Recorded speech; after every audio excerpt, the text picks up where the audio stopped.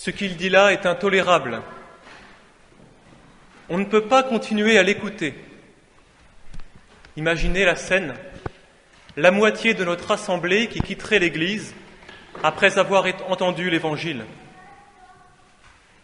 Il faut dire que Jésus ne ménage pas les oreilles de ses auditeurs.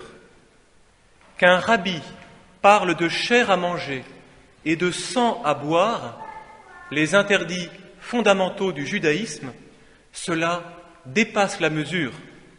Mais qu'en plus, il parle de sa chair à manger et de son sang à boire, alors là, c'en est trop. On ne peut pas continuer à l'écouter. Et à partir de ce moment, nous dit l'évangéliste, beaucoup de ses disciples s'en allèrent et cessèrent de marcher avec lui. Êtes-vous sûrs, chers frères et sœurs, que notre époque est changée? Aujourd'hui encore, l'Église, qui est Jésus continué, a des paroles fortes et parfois insupportables. Que l'Église parle de dignité de toute personne, depuis la naissance jusqu'à la mort naturelle, ce qu'elle dit là est intolérable, on ne peut continuer à l'écouter.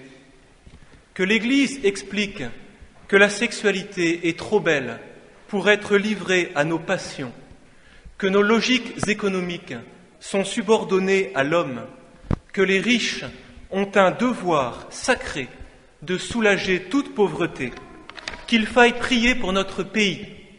On ne peut plus l'écouter. Ce qu'elle dit là est insupportable. Alors on fait le tri. On fait le tri dans ce que nous dit Jésus, dans ce que nous propose l'Église. Oh, moi, vous savez, Jésus, oui, je suis d'accord, mais l'Église, non. Et puis l'Église a un train de retard.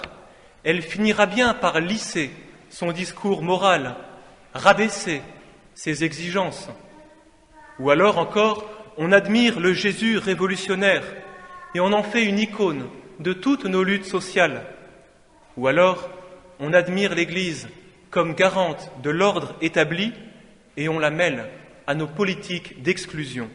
Bref, aujourd'hui comme hier, l'Évangile suscite bien des réactions de rejet ou de récupération quand on l'écoute à l'aune de nos calculs humains, d'une religion qu'on voudrait plus conforme aux modes, à nos caprices, bref, d'une religion où Dieu parlerait le moins possible, ou alors le plus possible dans le sens que nous voulons. Mais voilà, Dieu, le Christ, l'Église, c'est tout un, parle d'une seule voix, et ces paroles sont à prendre ou à laisser. Ces paroles, elles peuvent nous heurter, nous pouvons les trouver obscures. Alors cette question résonne à nos oreilles. Allons-nous partir, nous aussi? Allons-nous cesser de marcher avec Jésus? Comme ce serait triste, comme ce serait dommage.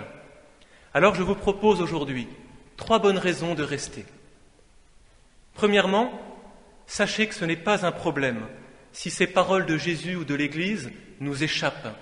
Ce n'est pas un problème si ces paroles nous paraissent intolérables. Dans l'Évangile, Jésus ne nous demande pas de comprendre tout de suite. Il ne nous demande pas tout de suite d'appliquer ces paroles, ni même d'aller ici ou là, ni même de faire quelque chose. Non. Jésus nous demande de le suivre, d'être son ami, dans une relation absolument libre de tout intérêt. Aujourd'hui, Simon-Pierre ne comprend pas tout, mais il a compris que Jésus lui demande avant tout de le suivre. « Seigneur, vers qui irions-nous?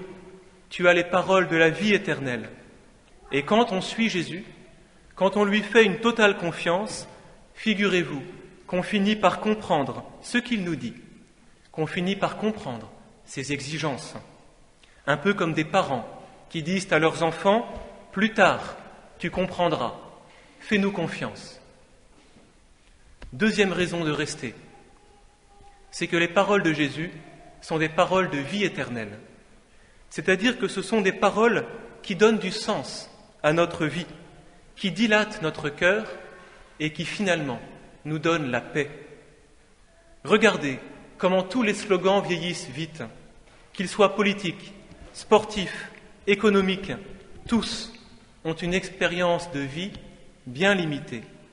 Seuls les mots d'amour sont éternels, et l'Évangile est la plus belle déclaration d'amour qui ne nous sera jamais donnée à entendre. C'est d'ailleurs pour cela qu'on se fait passer le message, d'époque en époque, de génération en génération, sans vraiment le lire, jusqu'à ce que quelqu'un ouvre la lettre, alors tout devient possible, et son époque peut basculer du côté de l'amour de Dieu plutôt que du côté de nos logiques humaines. Enfin, ne nous étonnons pas d'éprouver telle difficulté devant les paroles de Jésus ou les enseignements de l'Église. Mais avant de déclarer cela intolérable, demandons-nous d'abord, est-ce vraiment un enseignement de l'Église ? N'est-ce pas plutôt l'opinion d'un pasteur ou d'un théologien ? Et cela ne nous oblige absolument en rien. Ai-je aussi une bonne compréhension de cette parole de Jésus ou de l'Église, ou seulement l'ai-je entendue par le prisme des médias ou du bulletin paroissial ?